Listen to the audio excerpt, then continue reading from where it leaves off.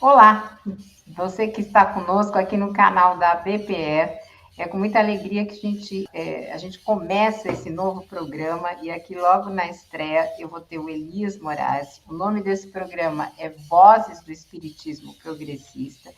E o Elias Moraes, que vocês já conhecem aí da internet, mas que eu vou apresentar brevemente como autor de dois livros, que é o Contextualizando Kardec e o Processo Mediúnico. Ele está ligado à EFOS e ao Fronteiras do Pensamento Espírita. Então, eu queria agora passar a palavra para o Elias, primeiro agradecer por ele ter aceitado o nosso convite. E o objetivo desse bate-papo é a gente ir descobrindo um pouquinho mais sobre esse espiritismo progressista. Tudo bem com você, Elias? Bom demais da conta, Carla. Que bom. E eu fico muito feliz pelo convite, agradeço de coração. Vocês são uma referência no meio espírita hoje, uma referência muito importante no meio espírita. Né? E é uma honra estar aqui com vocês, dividindo, compartilhando esse espaço. Tá? Então, eu vou deixar você me conduzir. Vou deixar Legal. você me conduzir. Deixa eu até fazer uma observação. Você citou dois livros que são Contextualizando Kardec e o Processo Mediúnico, e que realmente são os livros em que eu me dediquei recentemente, a partir do momento que eu me aposentei e posso pesquisar espiritismo, né? Então, eu tenho algumas produções anteriores lá, bem antigas, mas em outro campo, muito mais ainda limitado ao espiritismo tradicional, porque essa visão de espiritismo que a gente está compartilhando hoje, ela, para mim, também é nova, né? Eu vou ter mais contato com esse movimento a partir de 2013, principalmente, né? Que eu acho que foi o grande divisor de águas, e aí, então, vai ter toda uma mudança, e aí eu já tinha uma pesquisa em andamento, então aí tudo isso vai culminar nesses dois livros que eu acho que são uma referência diferente de tudo que eu já tinha feito até então. Então, assim, para mim isso é muito importante, porque marca um novo tempo, né? Um novo marco. Você citou muito bem os dois títulos que para mim são referência desse novo momento. Legal, parabéns aí pelos dois livros e por esse marco. E eu queria que você começasse me contando um pouquinho a história da criação desses coletivos, ou se você quisesse até Do um pouquinho Fronteiras, no mais caso, longe, né? do Fronteiras. Como é que foi a criação disso?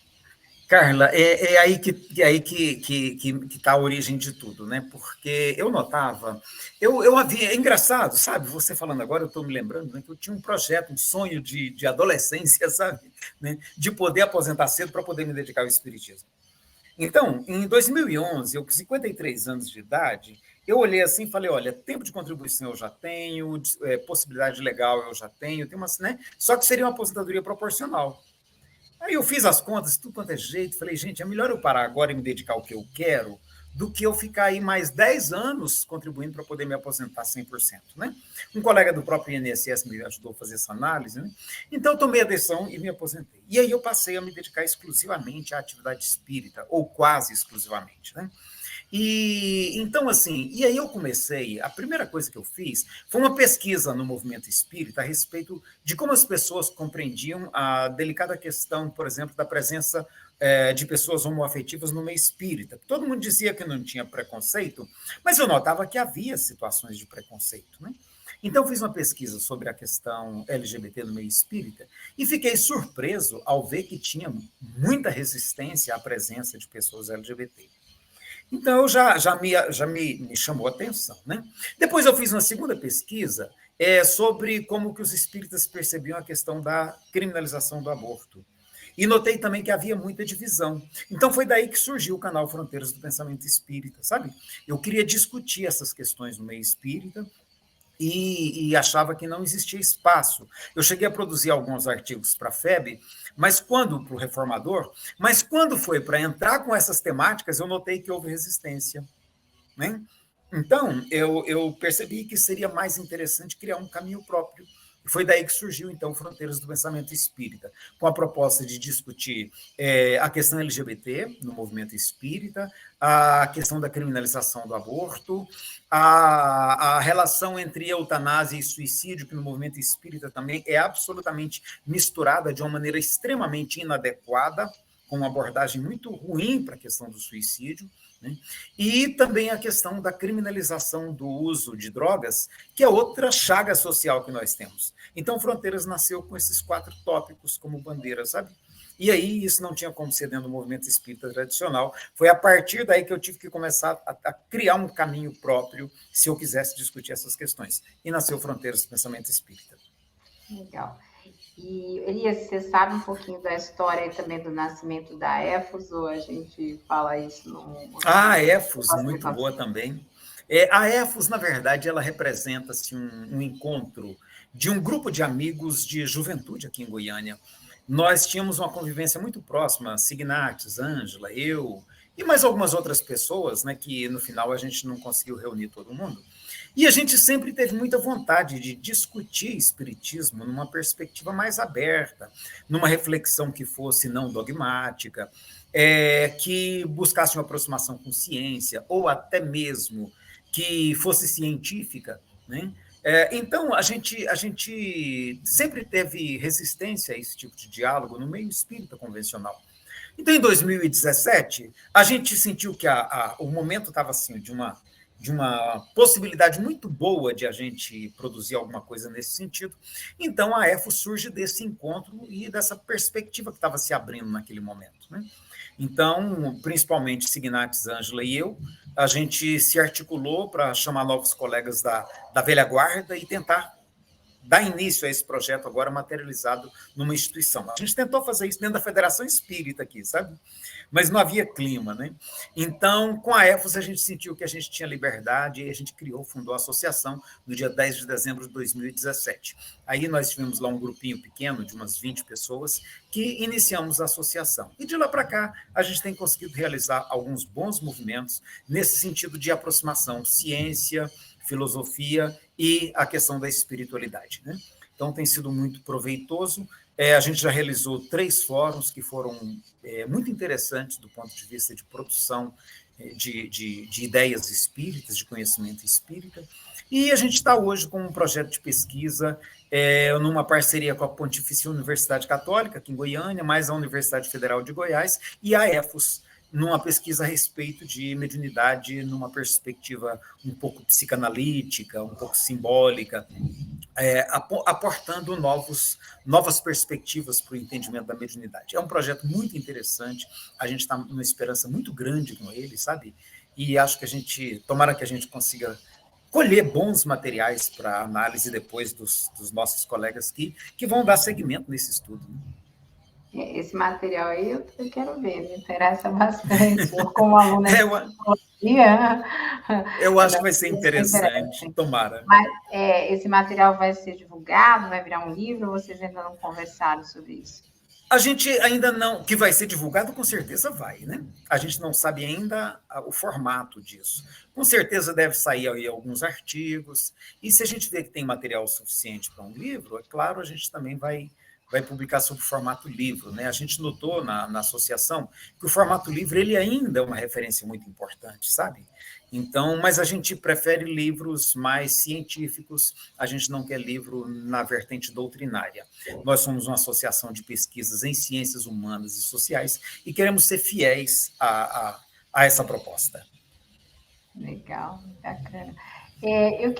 Você já deu uma ideia do que você entende por espiritismo progressista, né? Mas eu diferenciou um pouquinho do que é o Fronteiras do Pensamento da EFOS, mas eu queria te ouvir um pouco mais como você vê esse movimento, como você definiria ele, porque tem muita gente que vai nos ouvir que quer ter essa divisão de águas, aí se é possível falar assim.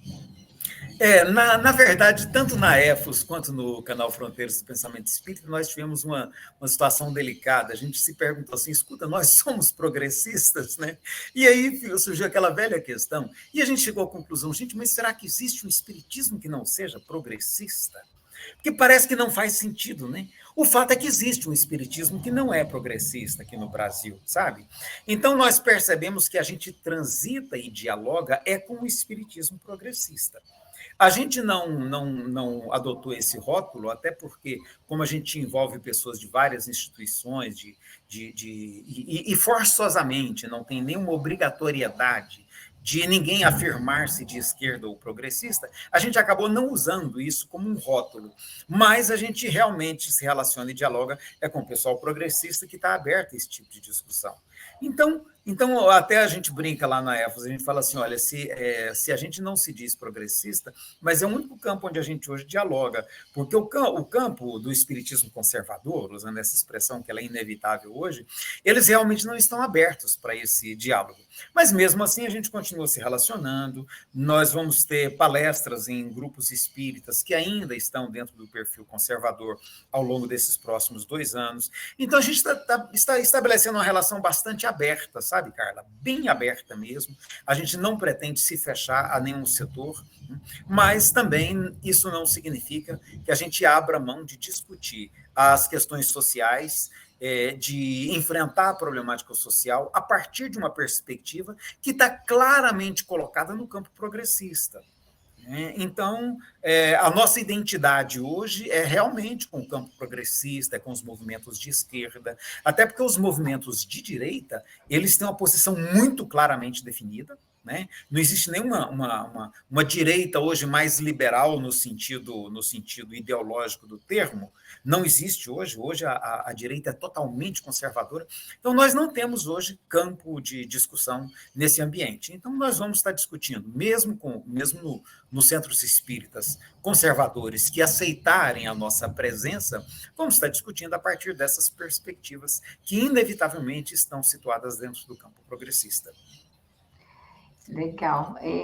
Elias, me conta uma coisa, vocês têm práticas definidas, né, rotinas estabelecidas de encontro, de produção, ou isso tudo é muito livre, tanto no Fronteiras como na EFOS? Como é que é a dinâmica de vocês?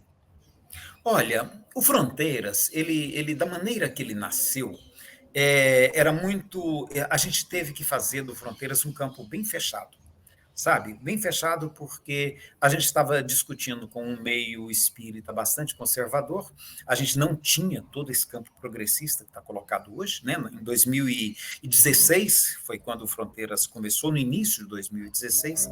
Então, naquela época, não tínhamos nem campo para uma discussão progressista com pessoas que pudessem fazer esse tipo de interlocução. Então, a gente teve que fazer o Fronteiras fazer dele uma experiência bastante fechada, porque senão a gente teria que abrir de maneira muito indiscriminada para posições, às vezes, que não estavam no campo que a gente queria situar. Então, por exemplo, a questão LGBT. Até hoje, o meio espírita não chegou no entendimento mínimo, sabe, de valorização como uma experiência da condição humana absolutamente natural e que faz parte do processo de aprendizado do espírito. Hoje nós temos um teórico, que é o Alexandre Júnior, lá em Jaboatão, no Recife, que está adentrando esse caminho com mais segurança, buscando aportes científicos. A gente estava conversando com o Alexandre. Mesmo o trabalho do Andrei Moreira, ele é um trabalho mais conceitual, mas ele é mais prudente nessa discussão, né? Ele é um pouco mais prudente, o Alexandre é mais ousado nessa discussão. Mas até hoje o meio espírita discute isso com muita parcimônia, há muita resistência.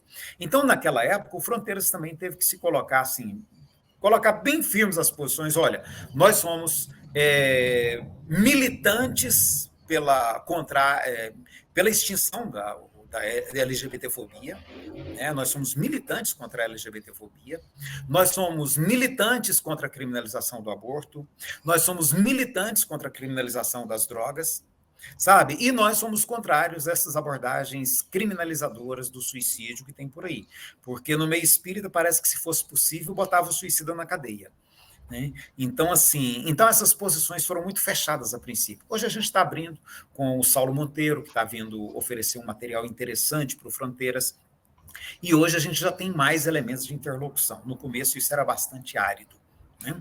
A EFOS já nasceu em 2017, quando o campo já estava um pouquinho melhor, né? Então, hoje a gente tem muito espaço de interlocução. Hoje nós temos um campo progressista no meio espírita muito bem estabelecido, sabe? E bastante amplo. Nós temos muitos coletivos já, nós temos muitas instituições, e isso possibilita uma possibilidade de diálogo extremamente enriquecedora.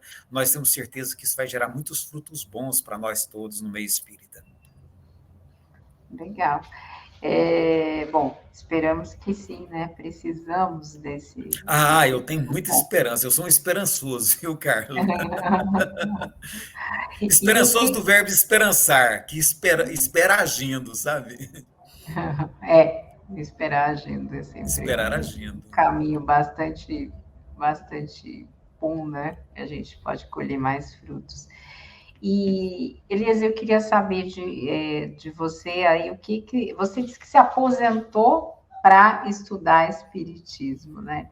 E como Sim, é que sim, sim. nessa trajetória aí ela tem sido de bons frutos e poucas preocupações, ou quando você faz todos esses diálogos, enfim, como é que fica o Elias dentro de toda essa jornada? Porque é uma jornada que às vezes tem muito espinho, né? Não é simples, não. Vocês vão ter um pouquinho de barulho de chuva aí agora, tá? Faz parte, mas é chuva, gente, é natureza, é lindo. O trovão tá muito bonito aqui, então dá para a gente até curtir. Eu espero que a chuva não atrapalhe. Mas, olha, o Carla, tem sido muito interessante, sobretudo porque, na medida que eu passei a adotar o Espiritismo como objeto de pesquisa, e não mais como campo de religiosidade apenas, eu sou uma pessoa muito religiosa, quero de antemão dizer isso. Né? Na Fraternidade Espírita eu ajudo no passe, eu participo da atividade social nossa, que é uma atividade comunitária. Né? Então, assim, eu sou muito envolvido com a atividade religiosa do meio espírita, da Fraternidade Espírita, que eu sou um dos fundadores também. Né? Então, em momento algum, eu pretendi tive como intenção, sabe, menosprezar a importância do religioso no meio espírita, em momento algum. Né? Mas eu fiz do espiritismo meu objeto de pesquisa, porque eu tinha muitas questões não respondidas que eu trazia desde a juventude. Quando eu comecei a estudar espiritismo, assim, de maneira mais dedicada, eu sou filho de família espírita. Né? Então, quando eu comecei a estudar espiritismo, eu já comecei a perceber que havia perguntas, né? Eu devo muito ao professor Zé Inácio, deve estar em algum lugar do mundo espiritual aí, ele deve achar bom ser lembrado, porque ele era meu professor de física na Universidade Federal, e eu chegava para ele e falava, ô Zé Inácio, peraí, lá no livro dos Espíritos traz isso. E aqui no curso de física a gente está vendo isso. Né? Eu falava, por exemplo, do fluido cósmico universal, do fluido elétrico, fluido animal, né? Princípio vital, essas coisas eu falava, me ajuda aqui, Zé Inácio, porque eu estou pirando com isso. Né? E ele falava, Elias, esse livro foi escrito em 1860. Então, calma, nós estamos em outro momento, a ciência hoje tem outra leitura, outra visão. Então, Zé Inácio colocou muita pulga atrás da minha orelha e me apontou uma trilha. Eu devo muito ao José Inácio. Ele me apontou uma trilha, ele me mostrou que eu não poderia ler a obra kardeciana sem situá-la na época em que ela foi escrita, que é 1860 a 1868. Então, foi José Inácio que me disse isso.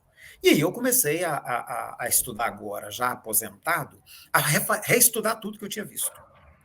Tá? Especialmente reestudar Kardec. Né? E aí eu fui vendo que José Inácio tinha total razão. Tá, eu fui vendo ali o éter como fluido cósmico universal, fluido vital como os estudos ainda do Aristóteles lá da ânima. Né? Então fui vendo essas correlações e falei, gente, espera aí, isso aqui ninguém tinha me dito. Isso ninguém nunca me disse, eu não ouvi isso em palestra. Então eu fiz do espiritismo meu objeto de pesquisa, fiz da obra kardeciana meu material de análise. Então foi dessa análise que no final eu cheguei a tanta coisa que eu falei, não, eu preciso compartilhar isso. É muita coisa interessante, inclusive. Respondia muitas perguntas que eu tinha. E eu imagino que, com certeza, responderia também outras pessoas que poderiam ter dúvidas parecidas. Então, foi de onde eu decidi publicar o Contextualizando Kardec. E aí, quando eu fui publicar, o pessoal da editora falou assim, Alice, você está doido? Isso que vai dar 600 páginas, né? Não tem condições, um livro desse tamanho não faz o menor sentido. Divide isso, fraciona. E aí eu dividi, segui o conselho, dividi, melhorei a abordagem um pouquinho, estudei um pouco mais alguns pontos que eu achei que poderiam ser melhorados, e fiz o Contextualizando Kardec, peguei um outro pacotinho e fiz o processo mediúnico, onde eu estudo a mediunidade no trabalho de Allan Kardec, que Kardec lidou com médiuns que foram muito importantes para a elaboração do espiritismo. Então, procurei compreender como Kardec lidou com esse processo mediúnico no seu tempo, né? O caso Camille Flammarion, para mim, que é um dos mais emblemáticos, que foi médium da Sociedade Parisiense, e que depois chegou a conclusões absolutamente divergentes com relação ao trabalho que ele mesmo fez. Então, para mim, o trabalho dele é emblemático e tem uma publicação científica a respeito de espiritismo que é muito rica, né?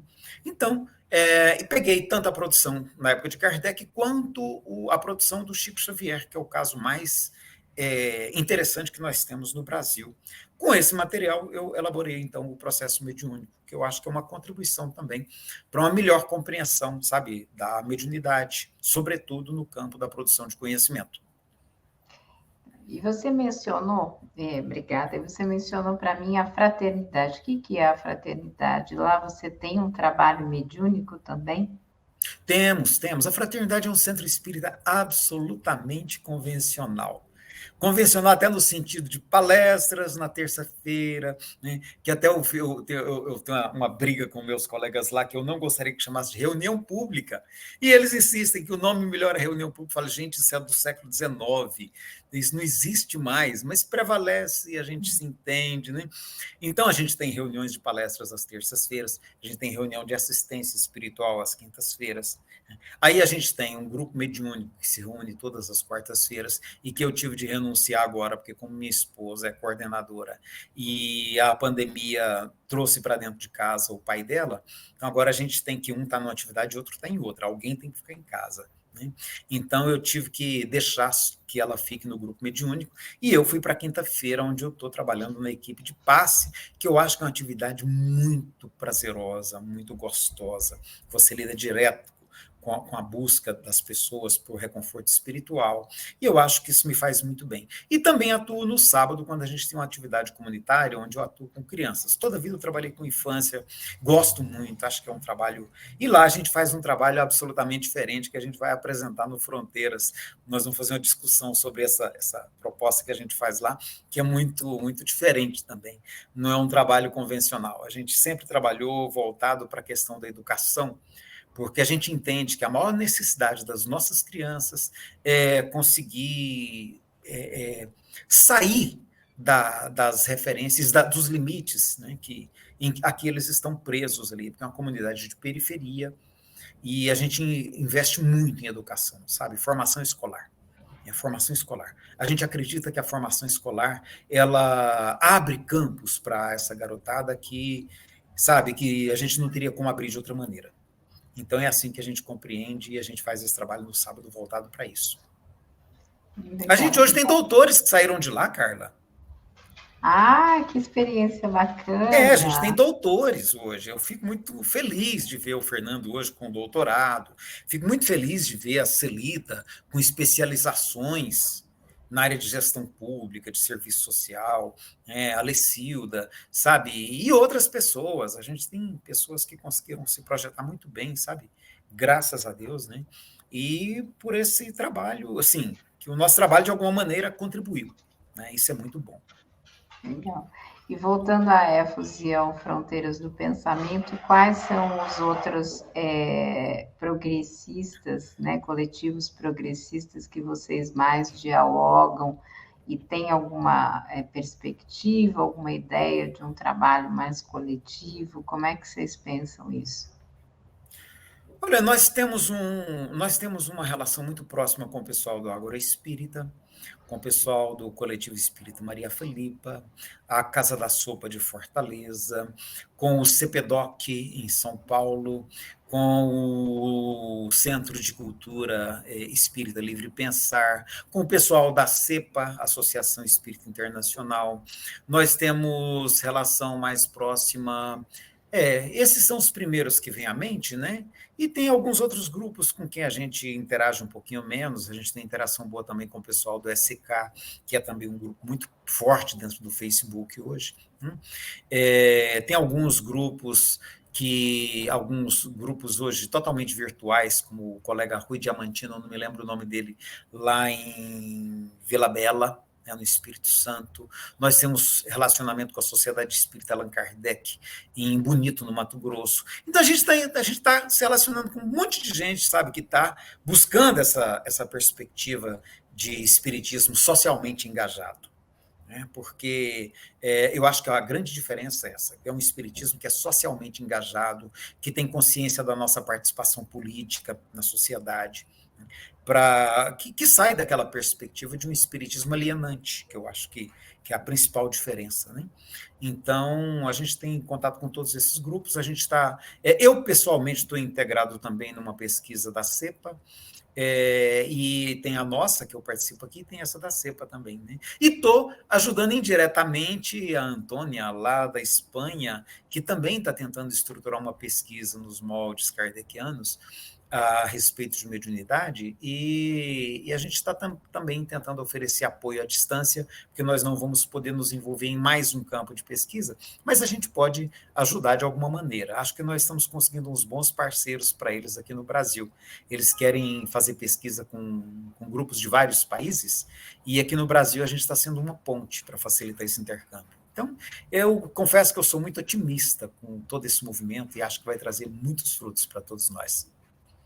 Legal. Então, bom, a gente vai chegando aqui ao final. Vou te convidar, quando você tiver mais resultado dessas pesquisas, para voltar e nos trazer, junto com essas pessoas que estão conduzindo, né, as pesquisas mediúnicas e as outras pesquisas aí nos campos mais diversos. E queria te passar a palavra aí para a gente encerrar.